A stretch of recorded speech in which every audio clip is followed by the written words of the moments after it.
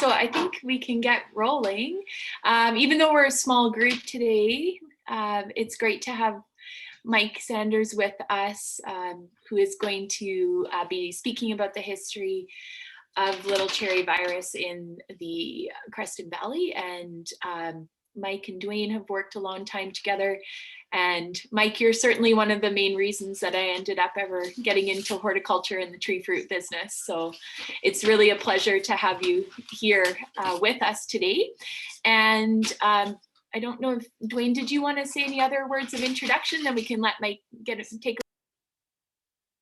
Well, I didn't come prepared for that, Molly, but it's nice to see Mike again. I started off working as a summer student, and we worked on a little cherry virus project back in, I don't know, the early 70s, I guess. And at that time, we were just finding out the vector of little cherry virus in this area. So yeah, we've got a bit of history together, and we're looking forward to kind of rehashing it, Mike.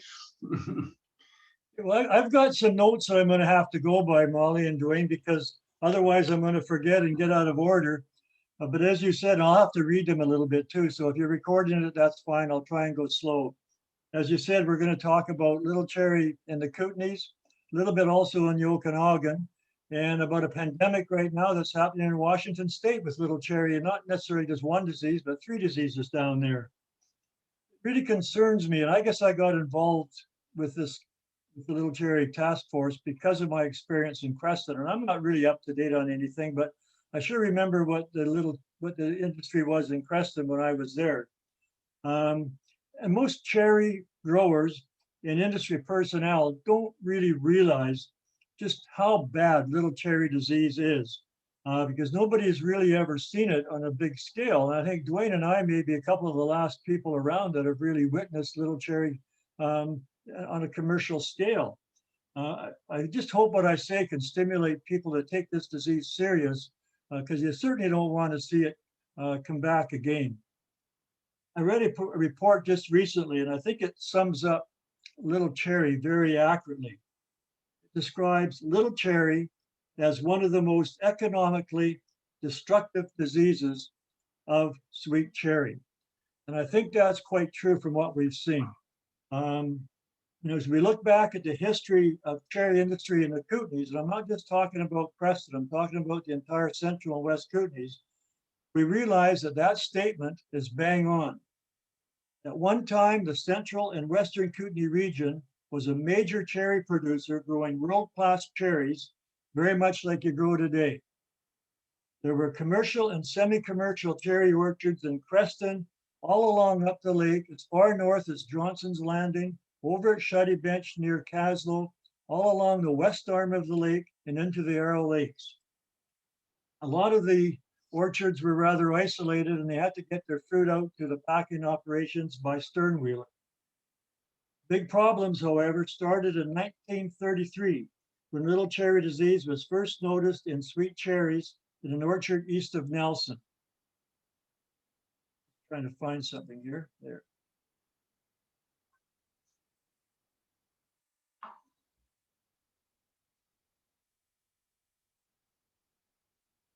The disease spread rapidly, and by 1946, little cherry disease had spread throughout the entire west and central Kootenay region. The disease was identified as a virus because it was graft and bud transmissible, and it was called little cherry virus. The assumption is that this disease originated from a Japanese flowering cherry tree and was transmitted to sweet cherry by an insect vector, but it took almost 50 years to identify the insect vector. And the tree behind me is typical. That is a Japanese flowering cherry tree. It's not the tree, of course, that was over by Nelson. This tree is about a 5-minute walk away from my house. It's about 20 or 25 years old. And why it is still here, I don't know, because under the BC Plant Protection Act, that tree and 4 others that are right next to it should have been removed. Little cherry doesn't kill trees, as you can see by that flowering cherry behind me, but seriously affects fruit size, color, flavor, and sometimes fruit shape, and can have different symptoms on different varieties.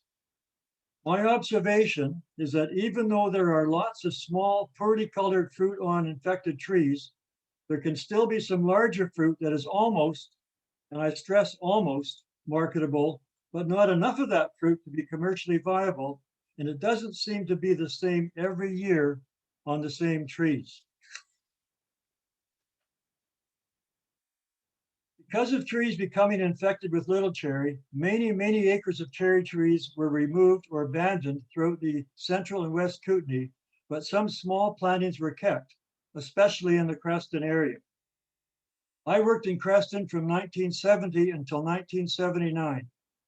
I can't remember exactly, but there was something like 50 or 80 acres of cherries, and every cherry tree in the valley was infected. I saw growers trying to increase fruit size by piling on the nitrogen, pruning hard, overwatering, leaf feeding, and even blossom thinning, but nothing worked enough to produce commercial crops.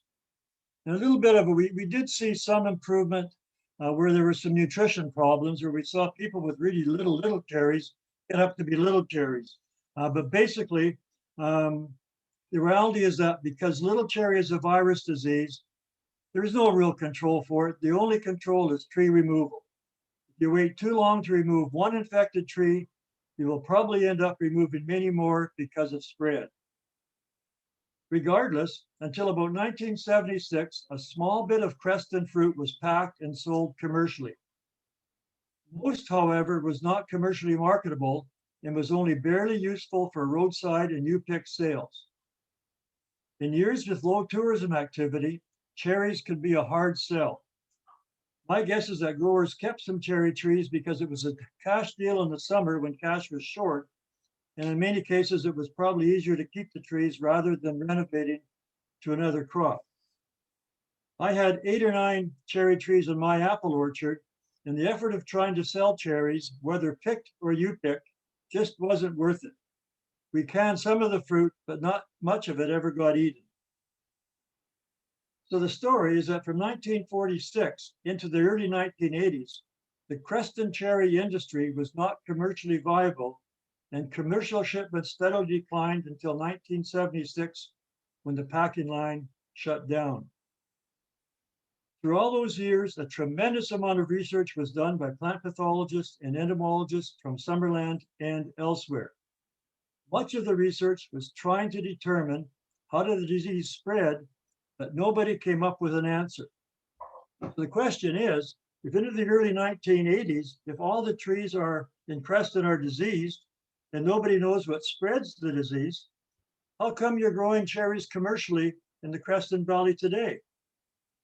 Well, a researcher from Summerland named Dr. John Slykehouse studied cherry trees throughout the region and identified the mealybug as the likely vector for little cherry. There are 2 different mealybugs associated with spreading virus, these being the apple and grape mealybug, but I'll just refer to them as mealybugs. During my 10 years in Creston, I never saw mealybug on cherries, but saw it on big apple trees that were sprayed with low volume sprayers. I think the reason I never saw mealybug on cherry is because sprays for cherry fruit fly were controlling it. So I think Slykehouse must have found mealybug on abandoned trees, and there were a lot of abandoned trees around the valley.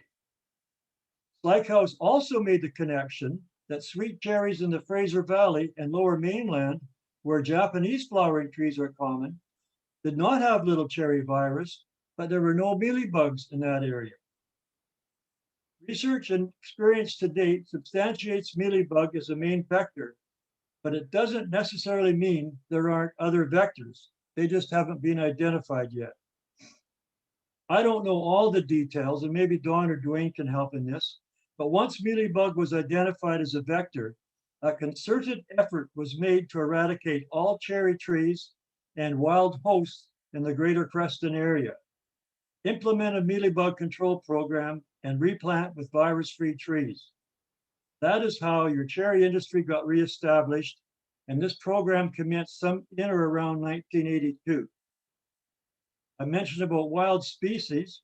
The wild species most commonly reported as a possible host for little cherry virus is Prunus marginata, commonly called bitter cherry, but a number of wild and ornamental prunus species could also be hosts. So far, I've only mentioned mealybug as a vector for little cherry, but little cherry can also be spread tree to tree by root grafting and by infected propagating wood. Preventing spread by infected propagating wood can be achieved by using certified propagating wood rather than collecting your own wood. Little concerned about root grafting. It's difficult to control, and I question if more root grafting spread will occur nowadays because trees are planted much closer than they used to be. So roots are going to be in more contact. Little cherry virus was not restricted to the Kootenay region. In 1969, little cherry was found in the Okanagan in the Penticton area. Some reports indicate it came from Japanese flowering cherry trees, but I also remember that some thought it came from infected cherry rootstocks. But I don't think we're ever going to know for sure where the source in the Okanagan came from. Finding little cherry in the Okanagan was a major concern because of the Kootenay experience.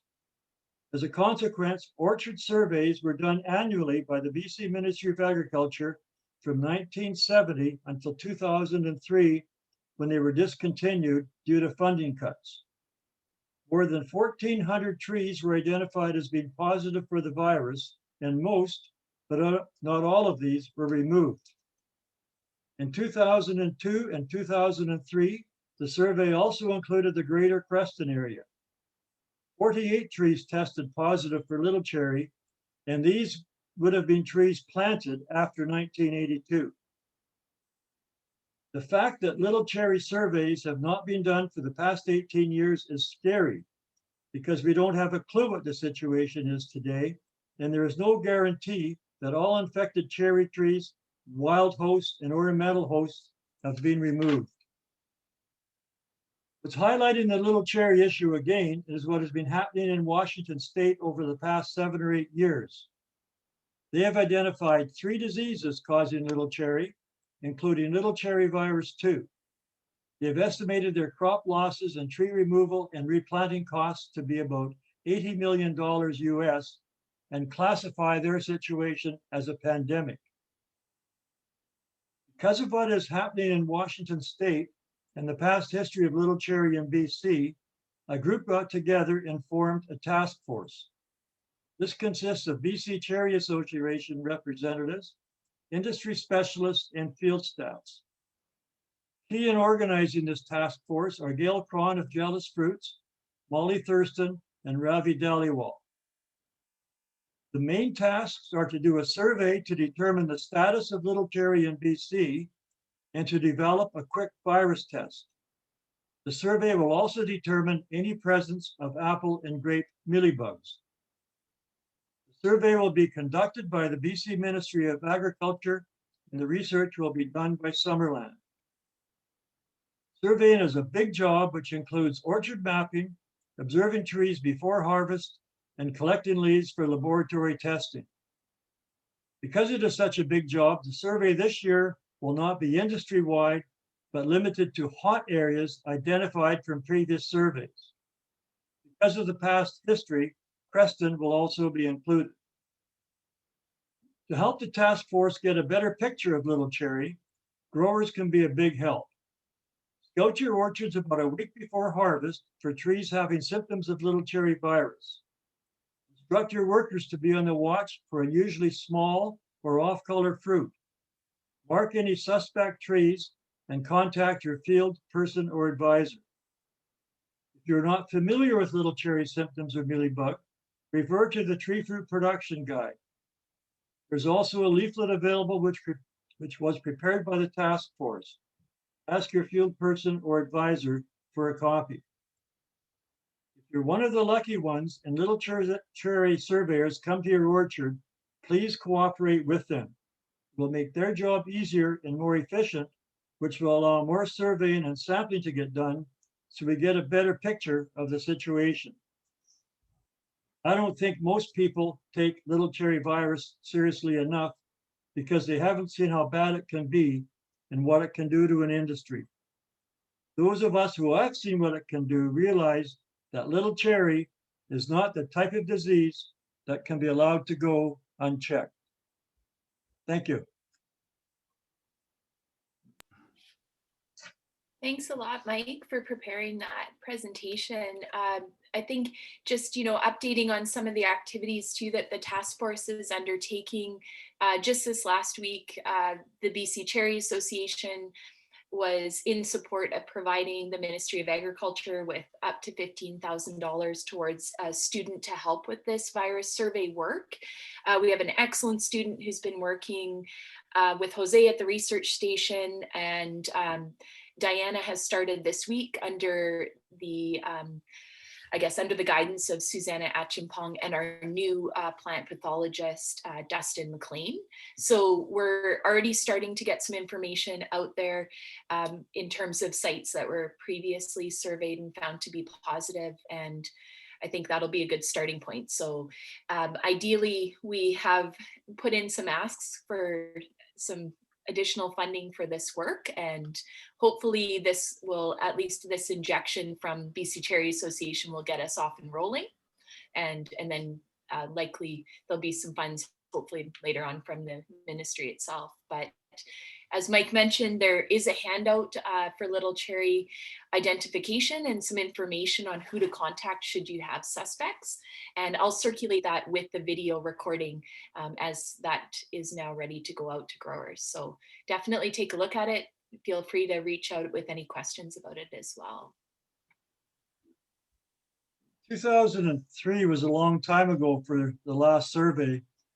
And I'm not convinced, talking to different people, that all infected trees were removed at that time.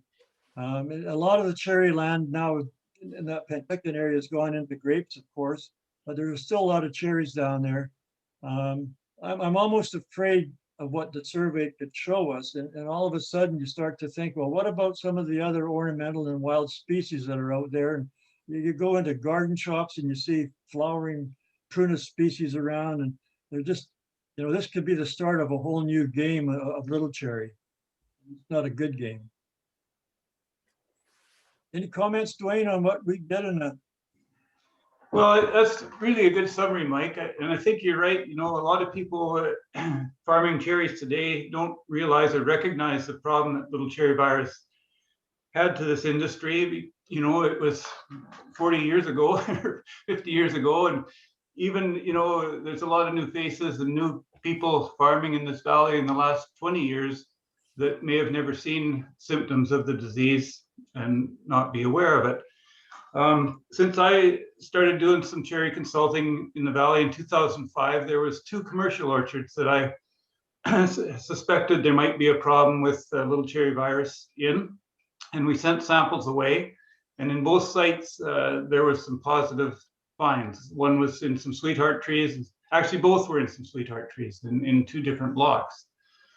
So the virus is around. One of the orchards was a bit isolated and surrounded by a lot of native vegetation, and there was Prunus marginata on the hillside by that orchard. So that could have been a likely host that brought in the disease to that particular site. And the other site, I'm not sure. It's more surrounded by other orchards, but we did get positive identification there. I guess too, when people aren't aware of the disease, and it's not a problem to them at the present time, they may not think about it. And I guess through other pest management measures, have incidentally controlled apple mealybug without realizing it. We've got a pretty heavy insecticide and fungicide use program in cherries these days, compared back in the 60s and 70s when maybe only 1 cherry fruit fly spray of Saigon went on for an early season variety like Bing's or Lambert's, and that was it. 1 fungicide or 2, and that was the spray program for cherries. These days, there's certainly a lot more pesticides going on, a lot more pest management. The products that are used recently or have been used in recent years have provided some incidental control of mealybug, maybe without realizing. Dormant oil has been used a fair bit, but I think many orchardists don't apply dormant oil every year, or maybe skip 2 or 3 years and then go in again with it. That's controlled apple mealybug early in the season. We used to apply diazinon for leaf rollers and cherry fruit fly early in the spring or early summer, and that controlled apple mealybug. We don't have diazinon anymore. We have consistently applied Admire as the first cherry fruit fly spray in recent years, and that's been deregistered. So we don't have that product being applied anymore. And we have more recently applied Movento for black cherry aphid control, and that does give control of apple mealybug. So I think without recognition, you know, there's been a control program in place targeting other insects, and that may have kept the disease at bay. There's a pretty regimented program, spray program for the various insect pests that we've got here in cherries these days, compared to the, you know, historically when we grew older varieties. Yeah, good comments. So just a question, Dwayne, with those infected sweetheart blocks, were those blocks removed? The trees were removed. Yeah, they were. Just the trees or the whole block? The whole blocks were removed? No, the whole block wasn't. No. In the one case, we were actually sampling for mottle leaf virus because there was trees there that had symptoms of mottle leaf virus. And we found lots of bud mites in the trees, which is a vector of mottle leaf. And as we looked closer, we found some trees there that had signs of, you know, small fruit. And so as we sent samples away for mottle leaf virus, we included these small fruit sampled leaves.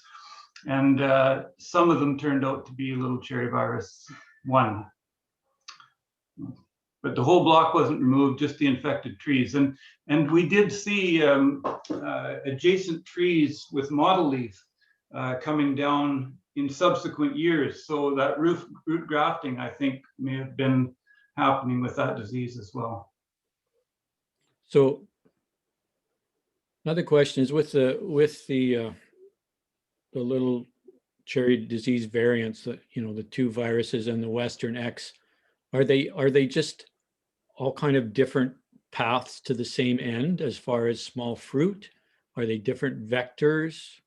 Do they express themselves differently? You know, do we know? Different vector for Western X than there is for little cherry. I've never been able to differentiate between little cherry virus 1 or 2. They're truly viruses, whereas Western X is a mycoplasma, Okay. a different organism. Oops, I've lost a picture here. Oh, okay, Molly's got it right there. So the big problems in Washington is, my understanding is Western X is quite a big problem for them as well. Is that right? A little cherry. But that is correct, Don, that Western X is proving to show up in quite a lot of the testing that's being done. And we have had 1 positive case of Western X in nectarine out of the Similkameen Valley in the last couple years. So we are hoping to also include some sampling for Western X as part of the larger scope project, should we be able to fund some of the work with both Ag Canada as well as the ministry, because it likely is there, not necessarily just in cherry, but in also the other soft fruits. And we have seen quite a lot of planting of soft fruits, nectarines, and peaches, particularly in the South Okanagan, Similkameen, and other areas too. Okay. And then just a question again about control, like because we've lost, you know, a lot of us used to put in diazinon with our dormant oil spray, you know, maybe like Dwayne said, every couple of years. Since we've lost diazinon, I've been religious to do dormant oil every year. Molly and Dwayne, do you feel like with the dormant oil plus the Movento that we get the control we need? Or is it still hard to tell because we're not really testing?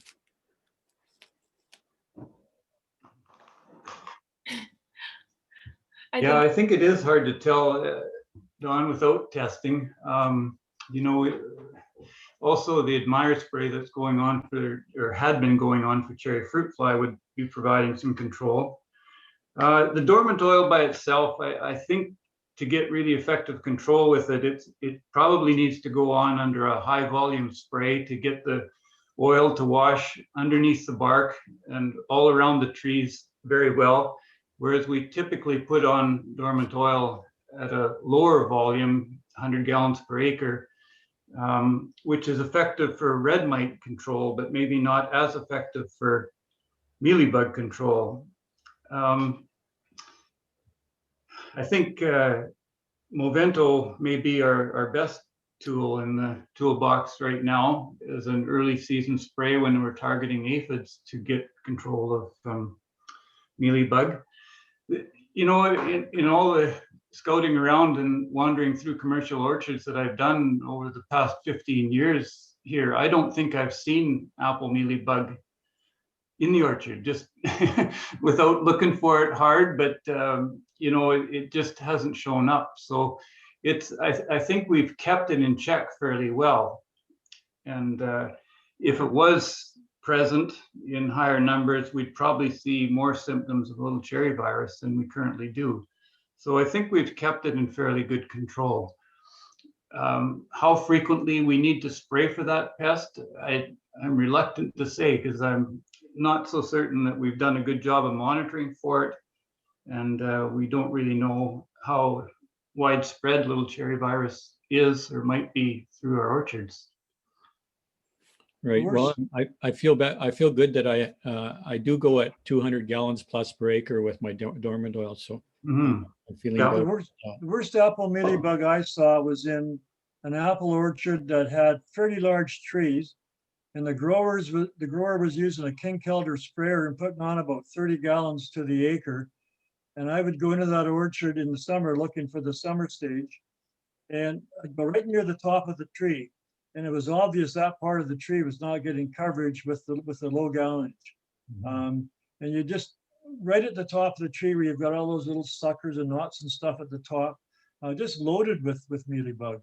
And that was down on, I think it's Stocks Jackson Road, the one that goes down towards that the winery there. Yes, Right. it was right down on that road. And I know it was a King Kelder sprayer, and I know the guy was putting on about 30 gallons per acre, and he just had a real mess. Oh, yeah. Yeah. But I never saw it in cherry. So Dwayne, just another question. So, you know, in the minor use reviews that have, or in the pesticide reviews that have been done over the past few years, because little cherry hadn't really been seen, I presume that maybe that wasn't a consideration in some of the, you know, the reviews of pesticides that we use, or is there a recognition there from PMRA that that's something that we do need to worry about, and is that something we need to be paying more attention to as we move forward for you know, these reviews of chemicals? You know, through the minor use program, and that's just one method of getting pesticides registered, but it's been a fairly important one for the cherry industry. The industry has always kept little cherry virus in mind, and to try and have control sprays available for it. And when priorities are selected, pest priorities for insects and diseases, only the top 3 get put forward for minor use consideration, the top 3 insect and top 3 disease pests. And so, you know, if little cherry virus was a priority, an insecticide would be, you know, sought after and hopefully registered for that. We haven't had little cherry virus in the top 3 priorities through the minor use program in the last 10 years, I don't believe.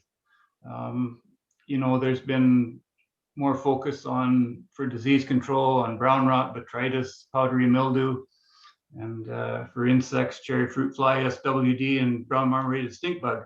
So unless it becomes a high priority within the minor use program, it wouldn't get any recognition through that means.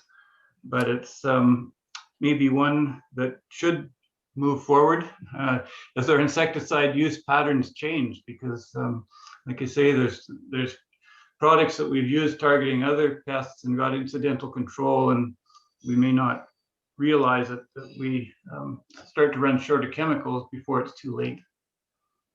Well, this is maybe where the survey will help too, that if the survey shows that it is out there, perhaps, it can raise a red flag to the powers that be that, we've got, I mean, with the cherry industry being kind of the powerhouse it is financially as far as gross revenues, it starts to become pretty scary if you start to lose, a portion of that industry like Washington has. So, yeah. Is there anything about Washington's climate or anything that kind of makes it more susceptible than we are? It just, why would it show up there the way it has? Showed up that way in the Kootenays to begin with, though, Don. Yeah. To spread like wildfire. And I mean, I think that's the right term.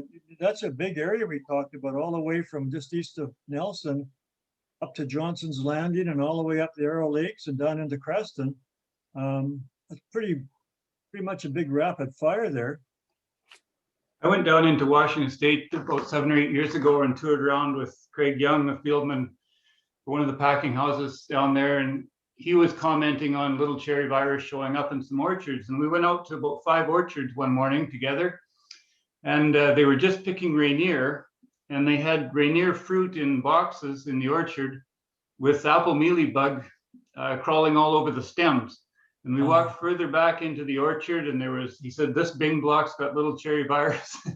and I was just shocked to see that level of infestation without as much awareness as there could have been or should have been. And we talked about it for quite a while, and he said that, a lot of the farms down there being bigger farms, they may not recognize it for some time that they've got the problem. Small fruit comes into the packing house, they don't see it in the field. It just goes into the cull bin as small fruit, and it was never diagnosed as having a little cherry virus problem. And until you go into the field and look at those individual trees, you may not recognize it for several years. With big farms down there, the managers or owners may not get into those blocks to look at individual trees, and the managers may not recognize it. And I think it went undetected for a while. Okay. I've got a couple. So apple mealybug, woolly apple aphid, different, right? Yeah. Okay. Yeah. And then, yeah. So I don't. If I see woolly apple aphid in my apple block, that's not a risk for this. No, they're similar looking and easily confused. Yeah, that's why I'm asking. Mm-hmm. Yeah. Yeah. Okay. And then the second thing is, are there any other horticultural symptoms besides the cherry size and sugar for Maybe, X or little cherry? well, Molly or Dwayne may know more. Western X, I think you get some shot holding at times in the leaves. Okay. I don't think you're going to find any tree symptoms with little cherry, unless you've got a variety that after harvest where you might get a purpling of the leaves. And I'm talking about Washington State, Dwayne, it must have been 1973 or 74. That's a long time ago now. But they were already concerned about little cherry in Washington then because of the experience that was happening in the Okanagan. And they understood the size of their farms and the difficulty of finding it by looking tree by tree. They actually flew up to Creston. The tri-state down there, they've got some kind of program where they have fixed wing aircraft for trying sprays and stuff. But they flew up with a photographer, and I actually got up on the plane with them, and they flew over cherry trees that we knew were infected. And they were trying to identify if ultraviolet would pick it up, because they knew they wouldn't pick it up just from the ground. But the technique didn't work. I remember flying over Dwayne's dad's orchard. He was out thinning apples, and the guy would come down about 1,200 feet in the plane. I didn't like flying then. I hated flying. And I could see Tony's the white of his eyes. Tony looked up from his thinning, and we were right above his trees because we were on our way to Morey's across the road where there was some infected cherry trees. But yeah, they tried that back then, but they weren't successful. Maybe with some of the new varieties and maybe with some of the new techniques, that would be a good technique for them to try and use to determine if it's, present. And then- Mike, I think it was Joanne Groot was a summer student for you at one time, and didn't she do a study on Prunus marginata in this area? Like a survey of how widespread it was? What we used to do is cheat. We used to use some of our summer students' time and help the federal people because it seemed to be such a priority. And so we did a lot of stuff like for Jürgen Hansen and some of the other pathologists from Summerland. Our guys didn't necessarily know what our summer students were doing, but we did quite a bit for the federal government on Little Cherry, and she may have been doing that for Jürgen. Oh, And I know one day, Dwayne, we were spraying on the other side of the bridge on the flats. Remember that there was that SAM planting that were used as index trees. The darn trees were spaced about 5 feet apart and they had a bad mite infestation, and that would have changed the leaf color.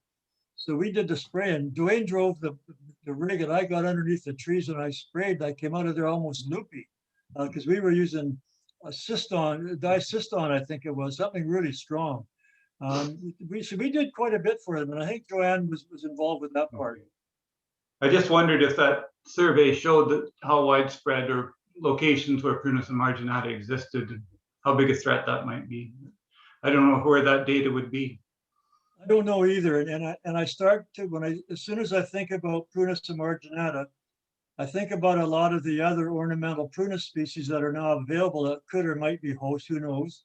I go into garden shops and I see some of the things, or I go by a nursery and I see some flowering prunus trees, and I wonder who the heck's paying attention to this anymore.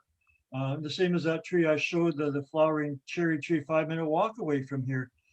I mean, it's been almost 20 years and since we did any surveys, so maybe we've forgotten about all the little things we should be paying attention to.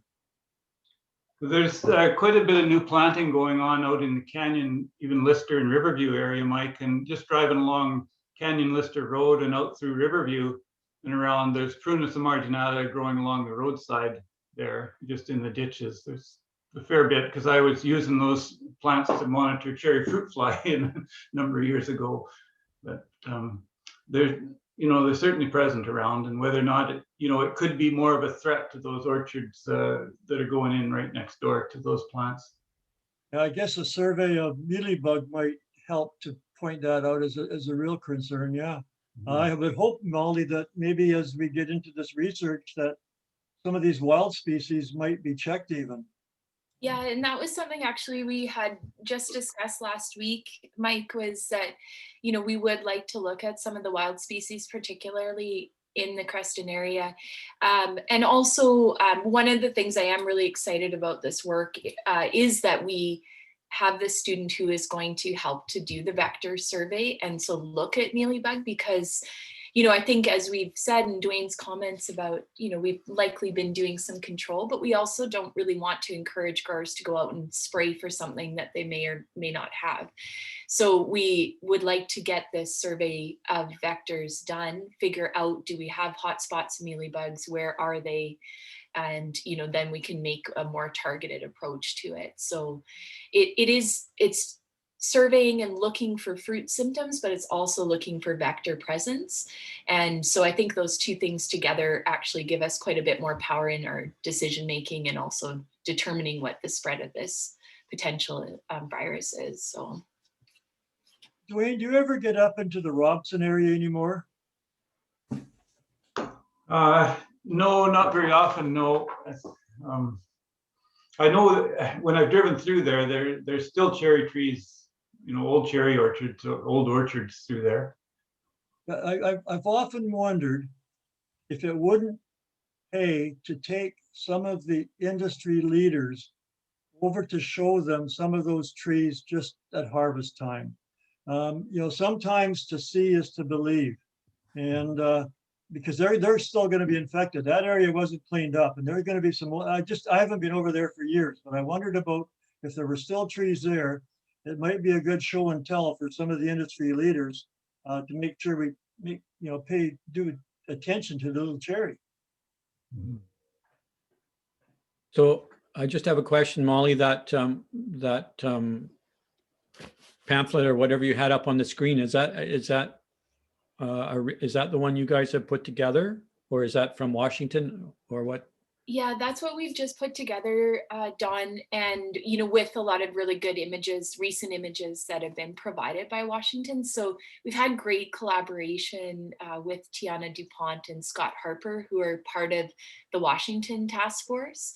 And so rather than reinvent the wheel, they've also really helped us to tailor our approach and program to things that have been really successful with them. So we're able to kind of borrow some information, but that pamphlet was put together by the task force using, as much as we can with our history and information. So I'll circulate it. I saw there was a spelling mistake on there, so I'll correct it and then circulate it. Yeah, so that just leads to how do we circulate that really well? Because I think, there's just probably not the same level of interest in little cherry virus, just because of the new growers who don't understand. So we got to make sure they all get an understanding for how serious this can be, especially for these guys that are spending, hundreds of thousands of dollars on new orchards. It's just for sure. And it's a good point, Don. And one of the, again, we've got this survey work happening, but in concert with that, the Research and Extension Committee of BC Cherry is really quite concerned about doing some extension activities. So the task force has discussed getting out and doing some field meetings prior to harvest at the time when growers should be doing scouting. So as much as we can with the COVID restrictions, we'd like to have some group meetings to train growers, train staff to be looking for symptoms, as well as just do some more outreach, because I think you're right. There's been a lack of awareness, even though this has been talked about in Washington at the horticulture forums and other meetings for several years. It really has somewhat fallen on deaf ears in our valleys. So we do want to do some activities.